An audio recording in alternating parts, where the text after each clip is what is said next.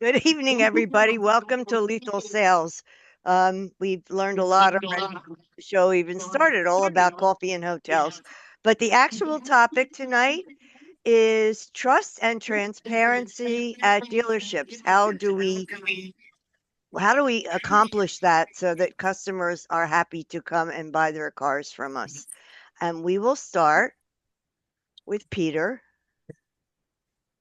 Okay, so trust and transparency and versus, I guess we have to lead it back to digital versus analog, meaning what are they getting when they look online to what they get when they come in. The issue there is there's massive challenges because you take states like Florida, and that's the wild, wild west. And they can basically put anything online, and then when they come in they can change it, and all they say is they can, by their laws, they can put reconditioning as a secondary item when you come in as an addendum item. So how do you build trust? How do you build in realistically, and I know a lot of dealers will be upset with me saying it, the US needed the cars act to an extent. They needed it to be in place to take that Wild West out of our industry because right now we're at 40% trust factor or less. They trust the Congress more than they trust us. And we know who's in the Congress. There's some real shady people in there. But the challenge is, how do we establish that? And one of the things that I firmly believe in is disclosure. And that's and if we can disclose to our customers that it's all right to make a profit, we have to make a profit. We show them why we're making a profit by showing them the service that they get and receive. Then we are in a position that we can build that on that trust because no one's going to deny anybody that. No one's going to say, hey, you know what? You can't make any money. Well, if we can't make any money, then we can't have a business and we can't service you. It's simple. Like where does the line get drawn? And if we really engage in it into a point where we can create that transparency, we will gain the repetition of sale. We'll lengthen the customer cycle. We will get long-term customer value. They will come back to us because they feel comfortable. They will know that we're not out there to get every single dime. And a little known saying that was said to me a long time ago in this business: hogs get slaughtered, pigs get fed. And if that's the case, and we know that, then we're in a position where we can change it. All we have to do is be reasonable. Stop selling, stop selling over list every single chance you get. Stop. Like I heard yesterday, a friend of mine selling his ID Buzz for $10,000 over. That's crazy money. That's nuts. How can we have a situation where you got a $60,000, $70,000 VW minivan and you're putting a $10,000 addendum on it? Doesn't make any sense. So again, I know I'm going to get pushback, but I would love to hear Tony's thoughts on this, Doug's thoughts on this, everyone's thoughts on it, because we have to clean this up, and that is my belief. I could be wrong. I'd love to hear ways that I am. So far away, Tony, Doug,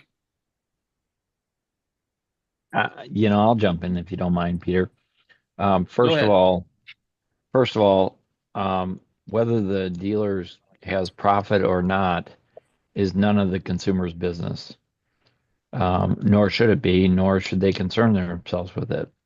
No other product or service that I know of, other than maybe stockbrokers and sharing their commission, and maybe realtors, But in terms of the price of the product, I don't go to the restaurant and they share with me their cost. Their decision to make a profit or to not make a profit is their decision. And I think part of it is we think that the consumer has the right to know. And I'm not against consumerism, don't get me wrong, but they shouldn't even have to worry about it. We're just in business, and whether we make it a profit or not is on our shoulders. So that I think that's kind of number one. Now, what's unique about the car business versus other products and services is the customer can find out what our cost is or believes they know what our cost is. Um, no matter what they find online, it's not likely they're going to have the full story on our cost of goods, right? Um, and so I think that's the beginning of it is let's stop talking about profitability to the customer. I mentioned in another room back in the day, I mean, back in the 80s and 90s, you know this, Peter, you were there. Russell, you were there. You could take an invoice out to the customer and show them your cost, and the customer would look you in the eye and say, well, you could have made that up in the back room. And they Like, did. yeah, like we had the technology or the time to even bother with that. My point is this: don't talk about your cost to a customer. Don't go tell the customer you're losing money to earn their business, even if it's true. Don't say that because they don't believe you anyway. And if you go out and tell them I'm losing money to sell you a car, all you're doing is reinforcing the stereotype that we're not honest people. So if you have to default as a salesperson to talk about your margin, to show an invoice, in my humble opinion, you're not a professional salesperson. You're just not. You're taking a shortcut and you're reinforcing a stereotype to the industry that, in my opinion, is not even close to true anymore. I was at one of my clients the other day, and one of his employees, as you guys have probably had happen, wanted to chew my ear about how dishonest a car dealer was. And at the end of the day, I've been in this a long time, and by far the vast majority of the people I've met in the car business are honest, good people that have their hearts in the right place. I don't know of very many salespeople that get up in the morning, shave their face, brush their teeth, tighten their tie, and think to themselves and say to their spouse, wish me luck, honey, I'm going to go screw somebody today. I just don't think our industry has a lot of that going on today, nor do I think it had a lot going on 20 years ago. But I do think we reinforce it by the way we talk to our customers. Even if we don't know, we sometimes guess the answer to a question. And when they find out later that we guessed wrong, they don't think we guessed wrong. They think we were being dishonest. So I really think we as an industry need to start thinking about the way we talk to our customers, the words we use, and the techniques we use so that we don't have to continually fight this battle of we're just a bunch of crooks trying to take advantage of people. That's my word on that subject. Me and I don't need this book anymore. Well, let me address that real quick because a script is not a I bad thing when it's done with the right heart, when it's done for the no, customer, not to the customer. but you didn't get who actually wrote the Who book. wrote it? Was it? Oh, Andy Elliott. Yeah. Oh no. So I often say to salespeople, and hopefully you guys don't take it the opposite way, but you need to check your heart at the door. And I'm not saying leave your heart at the door, but check where your heart's at the minute you walk into the dealership. Are you there to serve? Are you there to help the customer? Are you there to do it for them and not to them? That's the question you need to ask yourself when you tighten that tie and walk out the door and give your sweetheart a kiss goodbye. Why am I doing this? So with that, I'm going to segue into something a little bit along the same lines. You're a one price store, correct? Now, Doug represents a company that is one price, person, and has turned around and created a relationship with a little company, starts with A, um, and ends with and I'm sure we can figure it out what it is.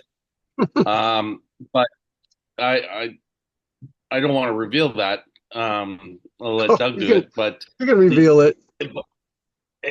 so you pick. They've partnered up with Amazon to bring retailing, digital retailing, to the masses through Hyundai, and Hmm. I and I will predict within 3 years there'll be a number of other OEMs following their lead, Hmm. if not sooner. Now, why is that? That's because people trust their devices more than they trust the people that are in front of them. And so, in doing that, I see a massive change into our business where we're going to move and migrate to the situation of one price, one person models. Hmm. And we're going to see a complete transparency of the F&I office for Hmm. which is going to eliminate the massive fines that have been doled out in the last 12 months. I can count off the top of my head over $100 million in fines. $100 million in fines. One dealership was 42 million. One Hmm. three rooftop dealership was five. Three rooftops, $5 million. That puts them effectively out of business because they can't pay the fine. They have to sell the dealerships, and they are. So that trust and that transparency has to come first through digital. And I'd like your thoughts on it, Doug. Well, I agree wholeheartedly. I mean, our platform was initially designed, as you said, for a group in Colorado that was one price, one person. And the reason they developed the platform was twofold. One, they were sick of jumping from tab to tab to get a deal done. But the other thing was they wanted to show in no uncertain terms how transparent they are. They were one price starting in the 92s. They went one person. They're not the cheapest dealership in town, and they don't have to be, because what goes hand in hand with transparency is a great experience. And if you have a great experience and you are transparent, the profits simply follow. And frankly, the combination of all of this is what brought Amazon and us together. Is they saw what we did, they saw what we believed. That's what put it all together. And I agree wholeheartedly. I think that dealers that want to get transparent, the easiest way to do it is become a one price dealer, because you can justify your price. You don't change it. It is what it is. If you don't like it, that's fine, but I'm not going to play any games. And if you explain it to a customer right away when you first meet them, this is how we do business. This is how we determine, the pricing of our cars, etc. It breaks down everything. The customer knows exactly what's going on. It's easier to land them on a car that meets their price point as opposed to anything else. So, yeah, I mean, yeah, transparency to me goes hand in hand with experience. And it generally, the stores that aren't probably have pretty crappy customer experiences, and even more importantly, crappy dealership experiences. So on that, Doug, Lithia Mm-hmm. is a one price group Mm-hmm. in Canada, at least. I don't know what they do in the States. Mm-mm. And Pfaff Porsche is one of their stores, and Pfaff Porsche is the largest Porsche dealership in North America. It's in Toronto. And they went when Lithia bought them, they went to a one price arrangement.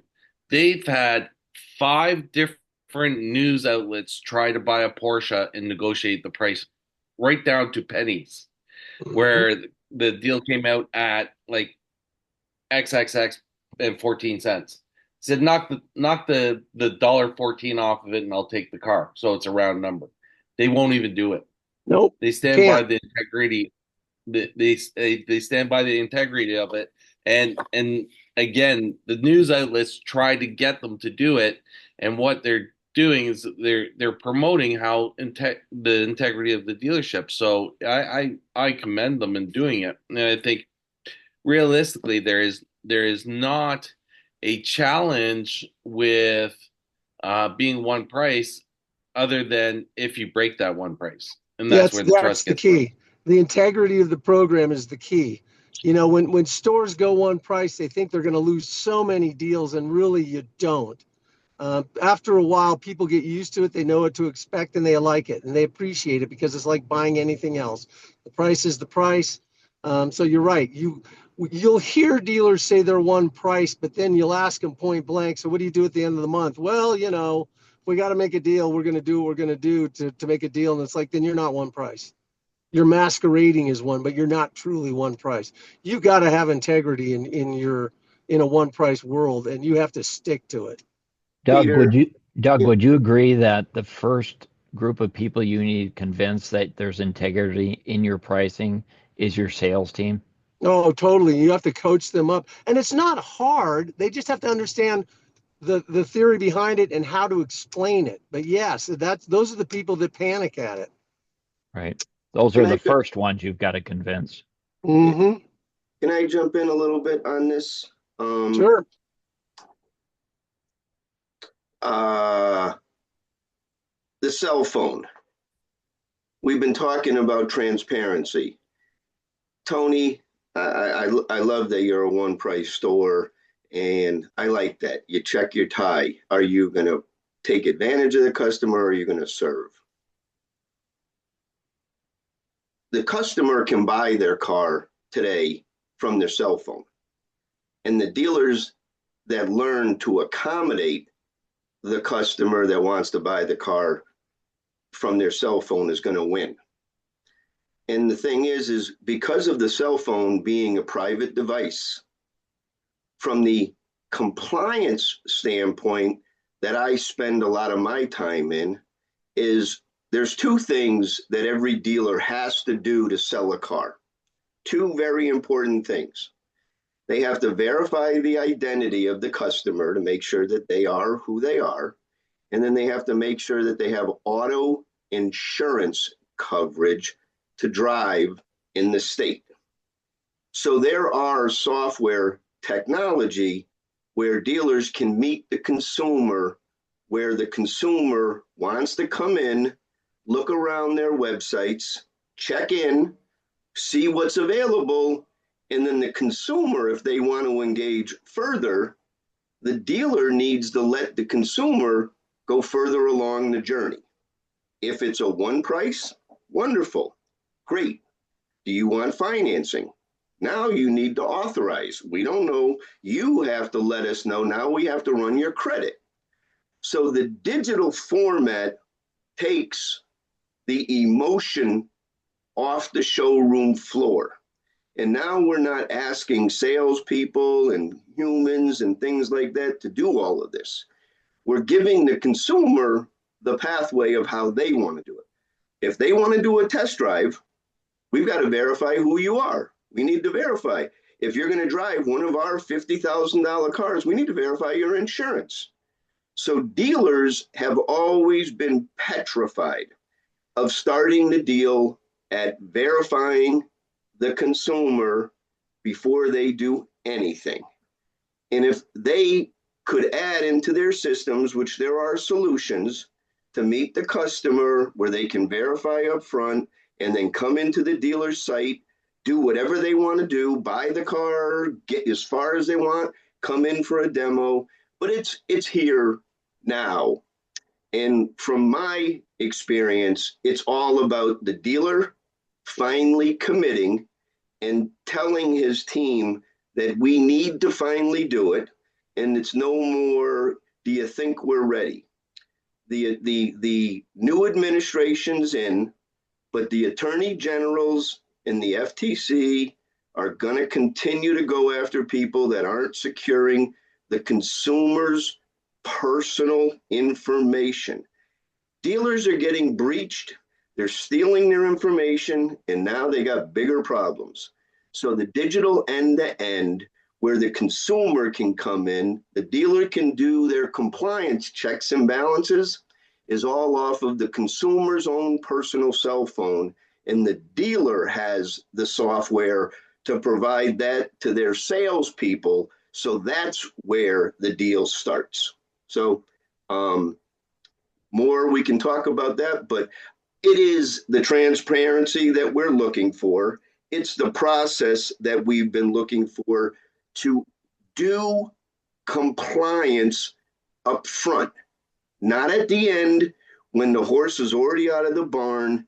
You verify the identity, verify the auto insurance, and then you work the deal and you'll have smoother operations. I guarantee that.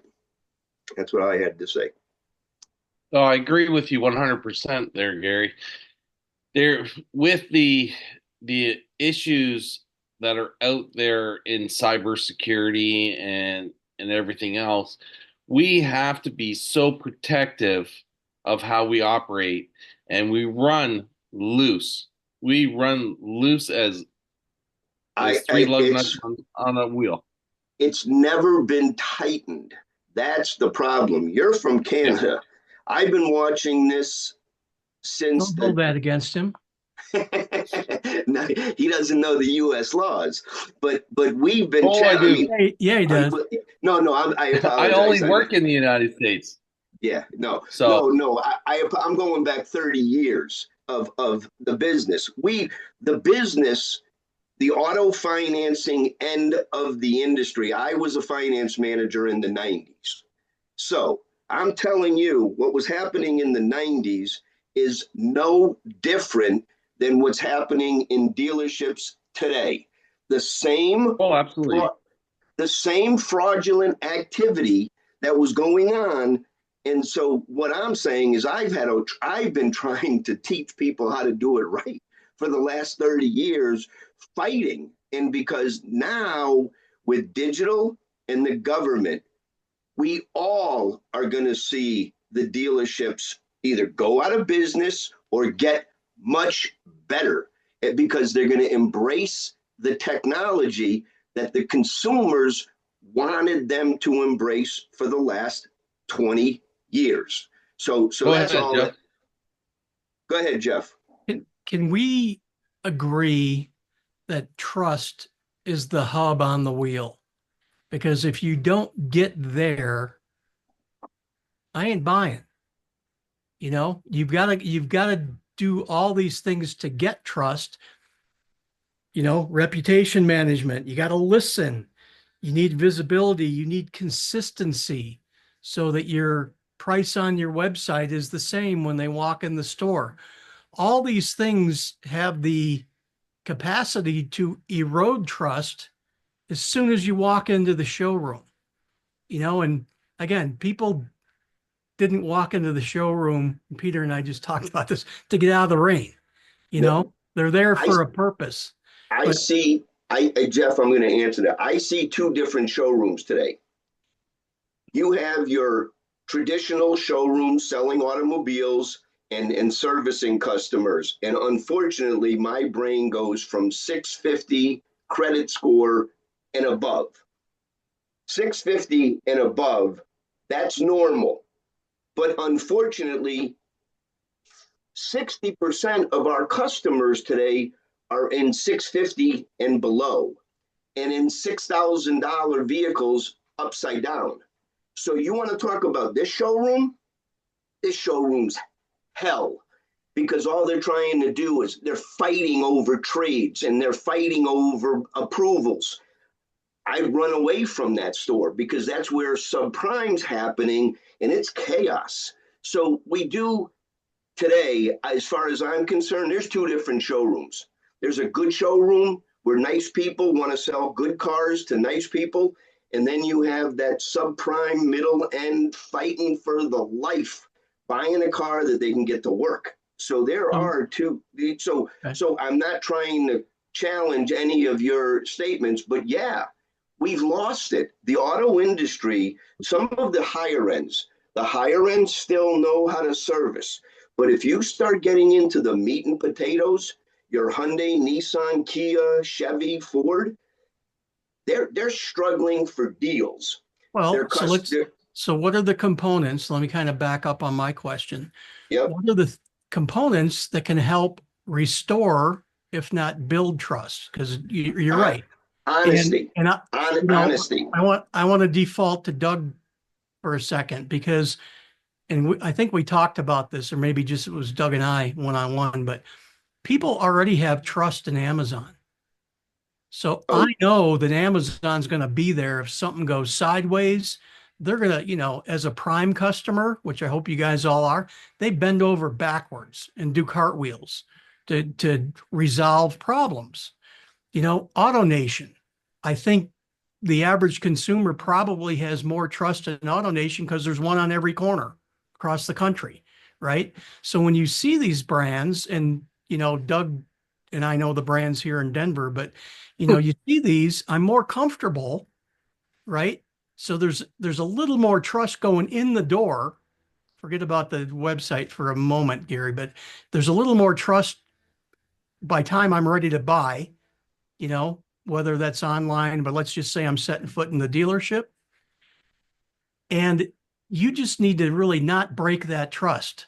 It was a funny webinar I was on after COVID, and it said basically we needed people in the seats, salespeople, and all they had to do was not screw it up, yeah. Yep. right? Because people Yep. were going to buy it, and They all will you had come. to do was not mess it up and screw Yeah. up the deal. So I think to get trust, and I don't think you can, transparency is a way to get a few more coins in your bucket for the trust bucket, right? But I think people aren't going to buy, or they're going to just say, I trust this guy more than the two other Lexus stores I was in, so I guess I'm going to do it here. I don't have 100% trust, but I have enough to make me comfortable to pull out my checkbook. Jeff, why do you think they trust Amazon? Amazon's not a person. Amazon is a thing. It's a brand But why do they trust it? because, well, Because yeah, say it. Because it just works. That's right. Because they make it easy. But And it's so not. they trust an inanimate object that just works. We trust the And process, but I know many times, and I scrutinize it, but if I have a problem, yeah, you got to dig to get somebody on chat, but when you get an agent, they don't have to go ask anybody or, very few times. They've got the power to say, you know what? I know you're 3 months out of return window. We're going to make an exception. You know, it's funny because my wife returned something that she bought online that was not Amazon. And she posted, I think on Yelp or something, a bad review, and the company called her. And instead of saying, hey, you know what? We're really sorry that it didn't work out like you did. Here's what we're going to do to fix it. They sat there for 10 minutes and puked their policies all over her and why she couldn't get her full refund. right. So Amazon would never do that. people will pay more. They will pay more. I know factually that there's a lot of things on Amazon that are more money than if I went to a brick and mortar store. And there are other things that are way cheaper, but it's how it's the frictionless and seamless interaction that you get, and that's why Walmart increased. They there's like a Walmart Prime now.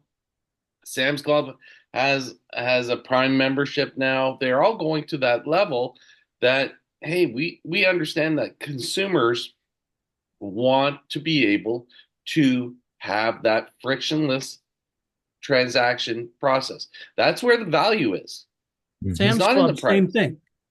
I Yeah. bought a big screen TV once from Sam's Club, and the girl was talking to me about warranty, wasn't pitching me any extended warranty, but she said, you know what? She goes, we'll take anything back. She goes, you saved the box. And if you have a problem in 3 years old, if you have the box, bring it in. Yeah. So, That's why I mean, I have a storage bin full of empty boxes because it's all Costco stuff. But you're absolutely right. They'll take it back. I yeah, know my Keurig's going to break in 2 years. I know it's going to get gummed up, and I'm going to put it back in the box, take it back, and Have get a we brand lost new one. our minds that we have to do something like that? So in a way, it was bittersweet to even be. Oh, geez, Larry. Who's with you in your hotel Oh, room? get him, So kind Peter. of going back to the trust Peter, you factor got to with Amazon, tell him he's with his girlfriend, and Peter, get him back for last week. going back to the trust piece with Amazon and all these other companies we talked about, they created trust through technology. And that's what Doug's product does, and that's where we're headed, guys. Yep. Unfortunately, I don't think we can turn back to back to the 30s when people trusted car dealers. I don't think we're ever going to go back to where they trust car salespeople, no matter how hard we try. The trust is going to be through technology. And we as a dealer at our dealership, we have product specialists. Their job is just to deliver the car. And the Tesla deal is going to permeate the rest of our industry. It's just a matter of time. They're going to order these cars online. They're going to go to the dealership. They're going to pick it up. There'll be a product specialist that's not going to try to sell them anything. They're going to pick up their car and go happily about their business. This Hey, idea Tony, that we're going to you know try to what's resurrect trust with salespeople, I'm sorry to be a naysayer, but we've been trying it for 70 years. but what's interesting is that if we just were a little smarter about how we handle this, um, we all do better. I mean, that great used car manager Abraham Lincoln had it right. You can't fool all the people all the time, and if we're smart enough to make this such a pleasant experience, I mean, it's crazy to me how many people don't consider how much money there is in each customer with repeat and referral and continual service business. You would figure it somebody would wise up. Yeah, but we've Yeah. been saying it for 70 years. If you were buying cars in the 30s, people trusted their car person. They were highly respected in the community. For the last 70 plus years, we've been trying to rebuild that trust. And Larry, you said it right. If we were just a little bit smarter. Well, But and I'm think sorry to about say this. we probably aren't. And how about all the people that are so buried in their COVID purchase cars, right? Or the guy we just said with the paid the 10 grand over list. Right. Hmm. How are we going to rebuild that relationship? And there's a lot of them. Yeah. Yeah. So in saying that, and looking at trust, Russell, you're in a position of trust in probably the most distrust area of the dealership, the service department. And because everyone thinks right off the bat that going to a dealership for service is call your bank manager first and then make sure that the funds are transferred so that you can get an oil change. Um, it's how your product is specifically dispels that trust. Can you jump in on that? Russell, are you having a Keurig? Okay, so use Waffle House as the He didn't example. pay us $7.95 for the monthly service. Yeah. So in saying that, so let's go to Mr. Reed there, who's dressed up for court today, No and sweater. No sweater. no sweater. No sweater. He had jury duty today, so he's in court. And they had a dress code. You're in used cars. You're in the slime city of the car business. Used cars. Come on. Yeah. How do you dispel trust as an issue in the used car part of it by saying, hey, these cars are just as valuable and just as good and just as everything to the consumer. What you're doing is you're not paying someone else's depreciation basically. And how do we create that trust? You know, I have yet run into one person in my career that has felt I'm an honest salesperson right off the rip. They all think that you're out to get them. And building that trust, sometimes it takes the customers know in the handshake, they know in the meet and greet, they know right away whether or not they're even comfortable buying a car from you.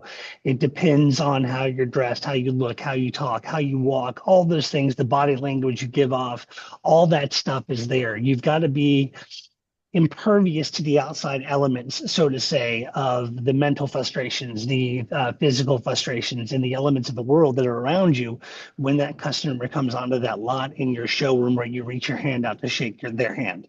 You've got to be an actor. You've got to be a detective. You've got to be a showman. You've got to be a technologist. You've got to be an IT professional now in these cars today in order to provide them with the service to sell them the cars. But most importantly, you have to ask the right questions. You have to shut up and you have to listen. If you listen with an intent to reply, not to respond, you will gain trust. If you ask the right questions on what really they're interested in and you show empathetic responses and care to those customers, you will earn their trust. When you are dismissive in referencing their concerns, their questions, you're like, oh no, that's not a big deal, whatever. That's dismissive. You start down the road of being dismissive with your customers, you're going to go down the wrong road and you're not going to sell them a car. I could show any customer a piece of paper that shows a number of book values of what the car that I'm trying to sell is worth, as well as what their car's trade value is. Do they believe me? The answer is no. At the end of the day, it comes down to perception. Just 20 minutes ago, before I got on here, I was doing a TO for a customer, and he claims that he can sell his car, or his car's worth is this.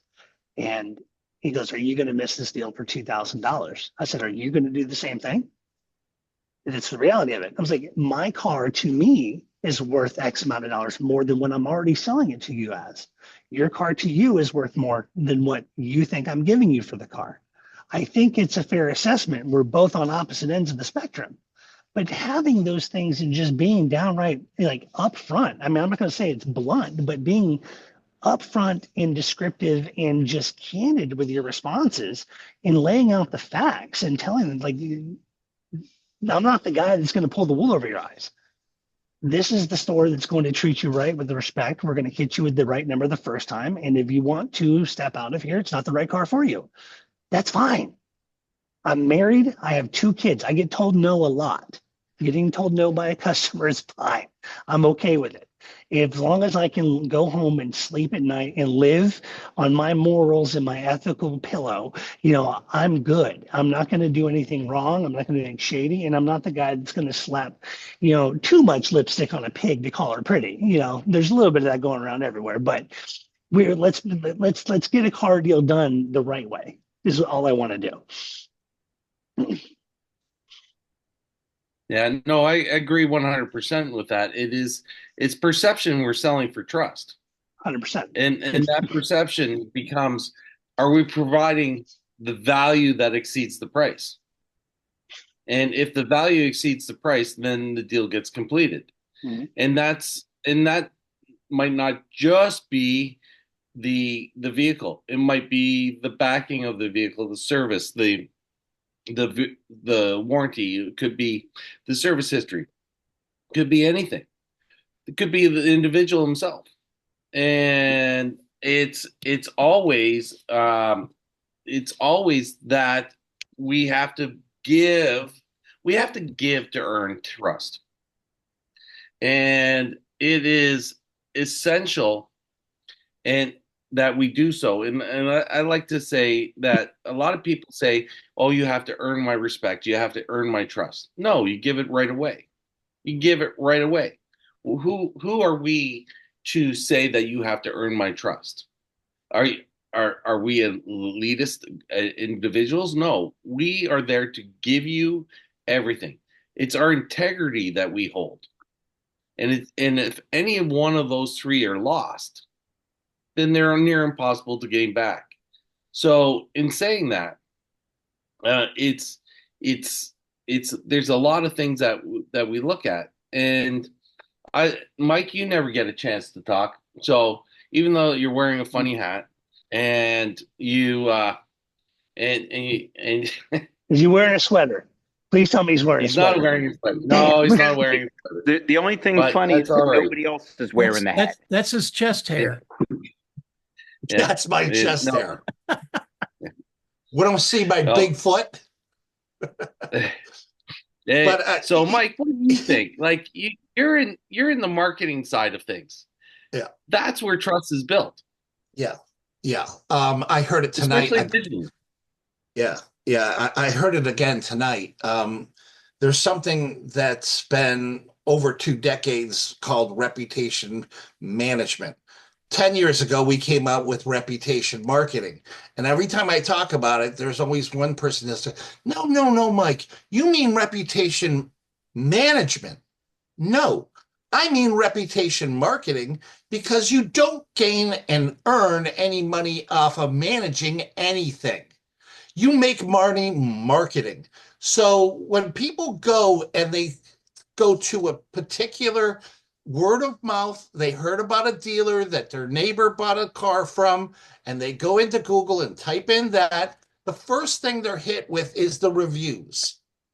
And if you're not marketing your reviews off of Google, your 5-star reviews, what are you doing?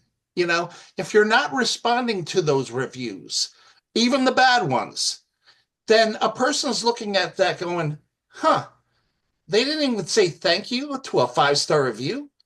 You know what? That tells me what kind of person or business this is.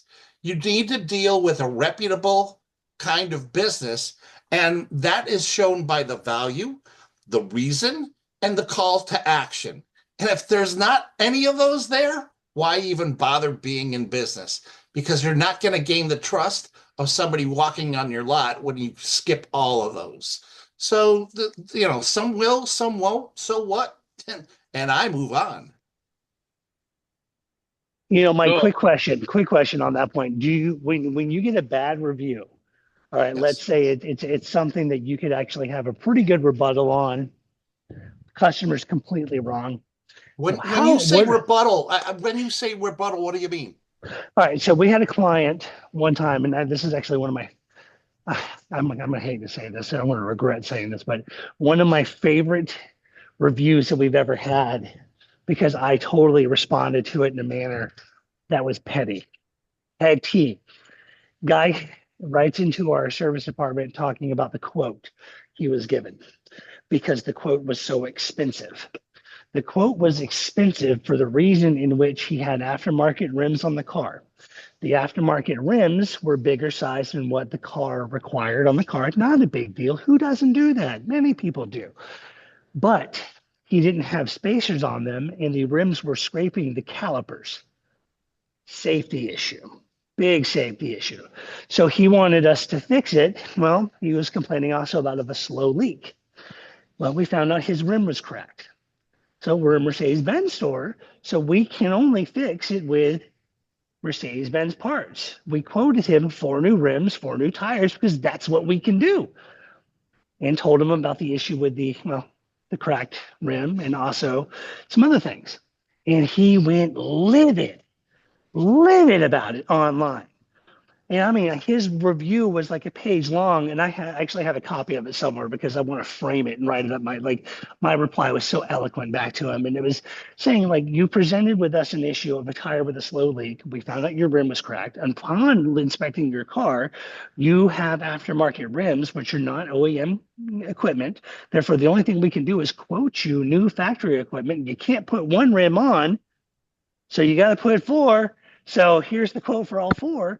And I was like, I'm sorry that our concern for your safety in reference to the calipers was causing you this much pain and dissatisfaction. You had to go and write this post. It's that simple, and I got kind of applauded for it in several ways, but you did it beautifully. It's a catch-22. You're damned if you do, you're damned if you don't. Well, you're damned if you don't, because other people are reading his rant.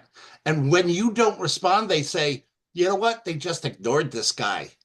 When you say, hey, my bad, we're all human, and we want to fix this in the best way possible for you. Please get back in touch with us and let us know one-on-one what we can do to remedy this solution. So you're taking responsibility, even though it's not your fault, and you say, hey, we want to make it right with you. How do we move on? And we absolutely say, we're sorry for this. and you admit that hey, we all are human, but you admit that. And it's not for the person that wrote the review that you're writing the response for. It's for the thousands of people that are going to read your response and then either earn their business or not. I mean, for me personally, I like to read responses like that to the negative ones. And I don't mean this in a harmful way or anything like that. But when I see a company that's willing to stand on their decision and stand on it, be like, okay, no, F you. We're right on this. Okay, you're wrong. This is BS what you're doing. Like, I'll give you my money. And that's kind of where my mindset was at, because I'm not going to let somebody push us over something that we potentially saved his life, could have saved his life, and others around him by telling him this car's unsafe to drive. Are driving a car with a cracked rim, and this is how to fix it. It's up to you if you choose not to. And sure, that makes you the a-hole because you didn't want to get it fixed. That's how I looked at it. Yeah, I mean, but to respond, and you're right to respond. To not how I don't know. I haven't looked in a while, but last year there was a wide whale, bunch of data, um, and Peter and I were going over it. How many of all the dealerships? How many don't respond? Oh, it's 25% of dealers do not respond to replies. Period. I mean, They do not wow. respond. Yeah, 30% don't respond to leads. Yeah. So Yeah. That's fat, Tony. Yeah. Sorry. And well, that's again, why are we ghosting people that provide us revenue? And whether and no news is still news. Or And worse. I heard that from I think Jason the other day. And it's you have to be able to give people an answer for something somewhere down the road.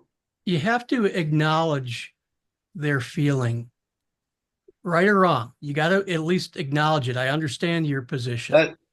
But That's why I gave you a big hug when I saw you in Denver. The worst thing is to puke back all over them on why your policies override any feeling they might have. Now, that's different than what Jason said. It's a safety issue, right? Here's a great story. Mike and I have seen together some of my clients we looked at where they went back and they're defending their own camp instead of saying, wow, get back in here. Just what you said, Mike, get back in here. We'll work with you. So how about this story? We all went down, well, some of us went down to NADA for the New Orleans fiasco, Snowmageddon, whatever you want to call it. I got there a day early thanks to Earl Sticks Brown informing me that there was going to be no flights in, and I changed my flight to get in early. I went to the rental car counter at Hertz, and of which I had prepaid my rental.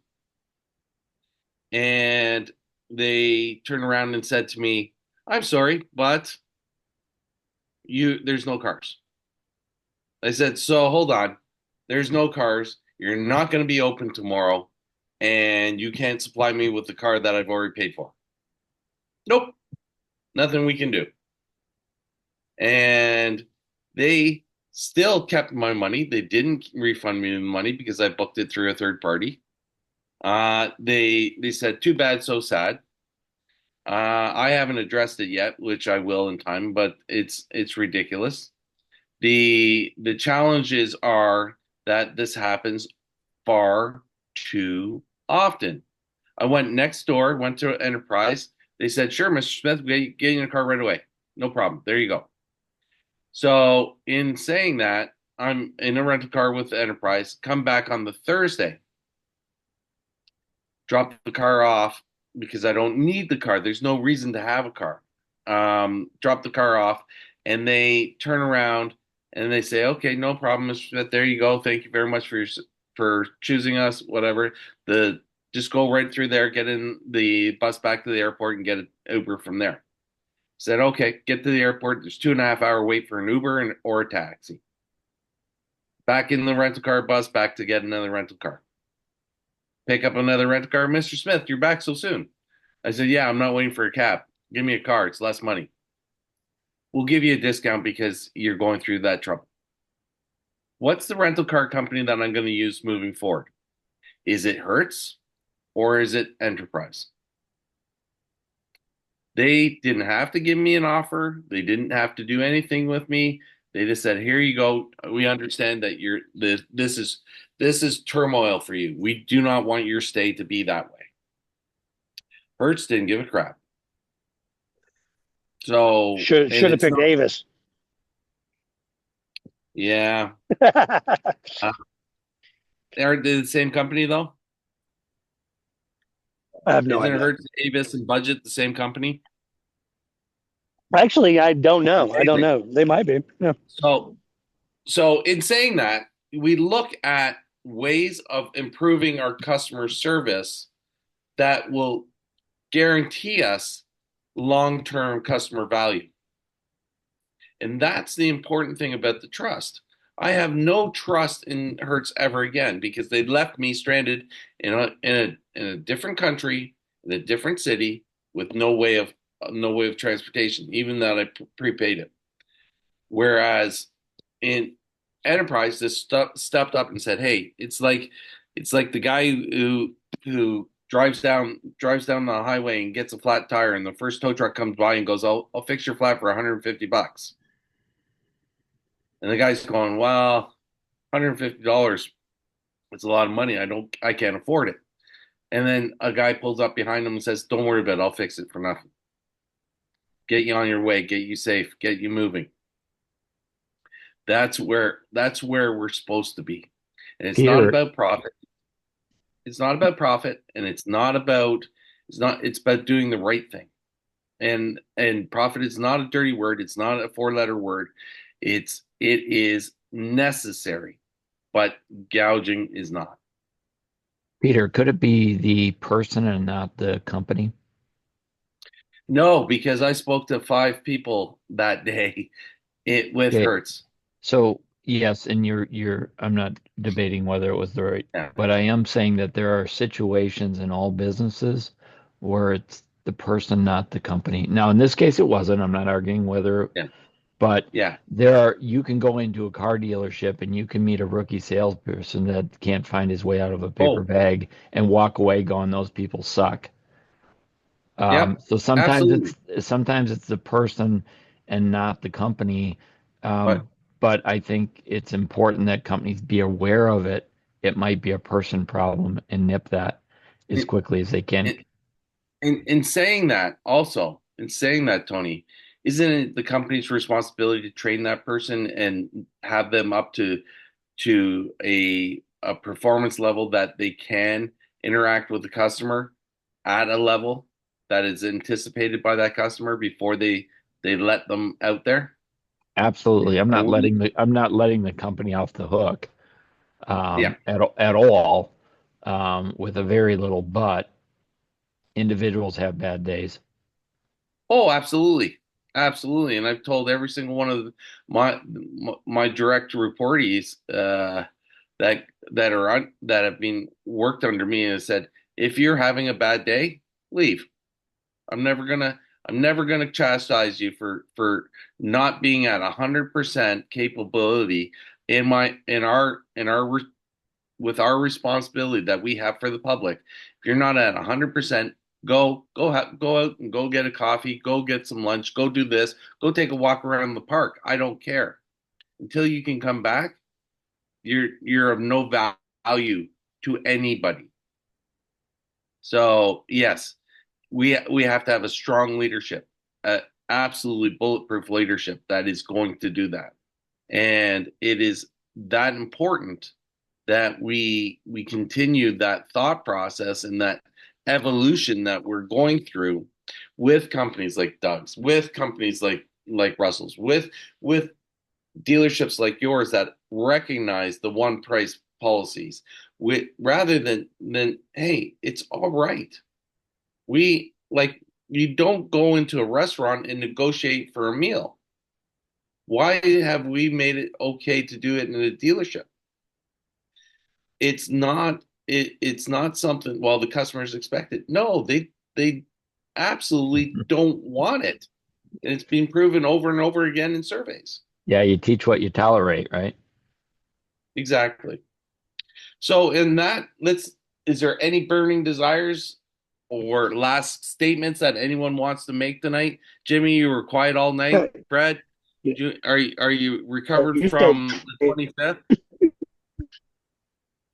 I think I transparency is. find it funny, Peter, that you said the word training. Well, there's training and coaching. Did you ask Go ahead, me Jimmy. something?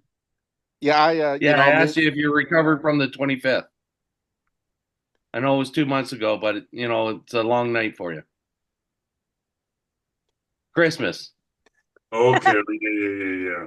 Oh yeah, Christmas. I forgot. Overworked, That's right. underpaid, right, Fred? You're on vacation now, Fred. Yep, that's where I was yesterday, up on Apache Trail, down by Apache Junction. A friend of ours, high school buddy I went to school with. He lives down there at the base of Superstition Mountain. He called us, we're called Windy up, and asked if we want to go riding with them, a bunch of friends. I said, sure, let's go. Windy want to go. Then at the last minute, she had to work. So I drove 80 miles out there across the valley. We're in the northwest of Phoenix, and they're in the southeast. And drove up the Apache Trail, that's what the road's called. It's on the side of a mountain. I mean, we got rocks coming over top of us. Not rocks, the mountain coming over. And I remember back in 78, my ex-father-in-law was driving us up. I was 19 years old, We're driving around there, and the road's narrow. Driving around there and had to stop. Here comes an old man in a motorhome coming toward us. So what the heck? It's only one lane road. So I had to back up in a little cubby hole and let him go by. And it's crazy. Yep. But the road had washed out 3 or 4 years ago. So it couldn't get up to the dam, Roosevelt Dam. And so they just opened it up a couple months ago, and we was going up there. But go ahead. Be I careful, Fred. All Don't good. lean back too far in your chair. I have one thing to say. Yeah. I have one thing to say, guys. Go Birds. Well, okay. So on that note, before we end the call, what's everyone's prediction? Tony? Birds. I go with Be Philadelphia. careful. because Be careful. the Packers are not in it, so I got to go with Philadelphia. NFC. Is that because they're green? No, just NFC. You got to root down, Okay. Yeah, NFC. Mike? I don't want to see the Chiefs anywhere near my Patriots 2-decade dynasty record. So Philly. Yeah. Doug? I think I'm going to go with the Chefs. I think they're going to do it. I think they're going to pull off the three-peat. Well, they got the refs on their side, so that's Yeah, right. That's right. Two teams against Russell, one. what do you Not really think? I know fair. the Cowboys aren't in, but who do you think, Russell? Don't the Chiefs have 14 players on the field all the time? Russell, 14. you're muted for sure this time. 14 refs. Okay, one for Philly Yeah. and two for the other guys. No, I said Philly. You Oh. said Philly. Yeah. I think I'm Philly too. I'm trying to get Russell to do hand Okay. signals. So, Fred, who are you cheering for? It don't matter. I haven't really watched none this year. Not Okay. really into football, but All right. So he's abstaining from a vote. Jason? yeah, I'll go for the underdog. Eagles, Eagles. the underdog. I'll go for them. Yeah. So I feel that with the current controversy surrounding the referees and certain referees being suspended and held back from the game, I think if the Chiefs don't win convincingly or have a blowout first half, I think the Eagles are going to take this by a long shot. I think the Eagles are going to come out with some grit on their shoulders and some anger, and the refs are going to call it hopefully a fair game. And if they do, Eagles all the way. Fly, yeah. Eagles, fly. So, Go Birds. Larry, I think the Eagles are going to win.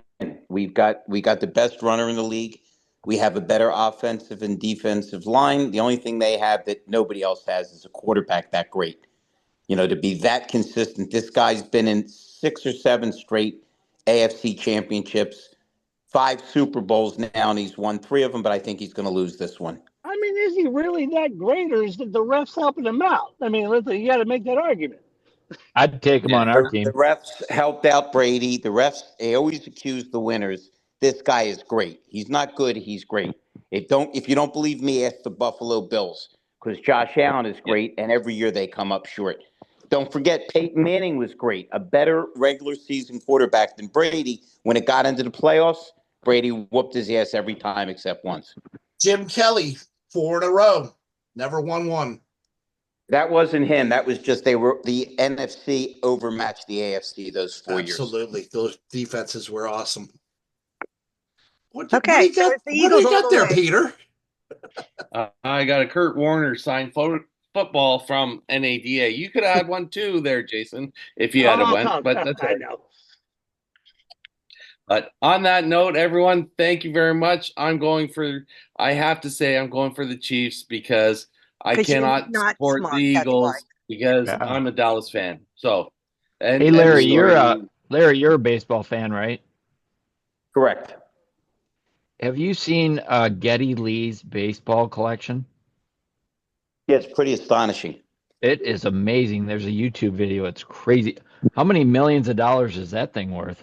Holy cats. And on top of that, as much respect as people have for Bonham or Moon or Buddy Rich, according to my drummer, who's amazing, he says he's never heard a drummer hit drums as precisely as Neil Peart. Oh, Neil That's a Peart's pretty the best. underrated dancer. He's Yeah, absolutely Neil the best Peart was of the all time. best drummer of all time in my mind Yep. as well. And that Yeah, doesn't don't have say to be that because he's from Canadian. Canada. You know. Yeah. All right, thank Right. you, You everybody. notice Peter always votes for Neil Young, anything that's Canadian. He's in Brian Adams. No. I'm All not right, a Neil Larry. Young fan. Thank you, Larry. Guys, I got to I'm roll not a too. Neil Young fan. Yes, ma'am. See ya. All Have a right, good we're night. getting kicked off by Appreciate you Mom. all. Best Guys, round have a We'll good night. discuss time. this after the Super See ya. Bowl. Stay healthy. Good night, everyone. Take care. Here on